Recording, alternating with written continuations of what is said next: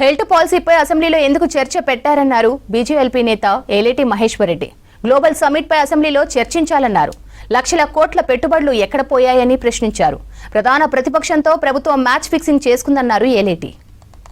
అడుగుతా ఉన్నాను, రేవంత్ రెడ్డి గారు పూర్తిగా కేసీఆర్ గారికి మిత్రుడిగా మారి మ్యాచ్ ఫిక్సింగ్ చేసుకొని ఈరోజు కాళేశ్వరం నుంచి డైవర్ట్ చేయడానికో ఇతర ప్రజా సమస్యల నుంచి గతంలో చేసినటువంటి అనేకమైనటువంటి ఆరోపణల అంశంలో గతంలో అనేక అంశాల మీద ఇన్వెస్టిగేషన్ చేయిస్తానని, వారిని జైల్లో పెడతానని చెప్పి ఇప్పటి వరకు ఏ ఒక్క ఇన్వెస్టిగేషన్ చేయించకుండా, ఇప్పటి వరకు ఏ ఒక్క అరెస్టు కూడా, కేసులు బుక్ చేయకుండా, అరెస్టు చేయకుండా కాలయాపన చేస్తున్న దాన్ని బట్టి ఈరోజు చాలా స్పష్టంగా అర్థమైంది.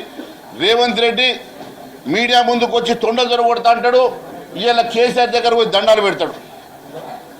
ఈరోజు మరి తొండలు దొరకొడతా అని చెప్పి దండాలు పెట్టే రేవంత్ రెడ్డి ఈరోజు మీ ఇద్దరి వ్యవహారం బయటపడ్డది.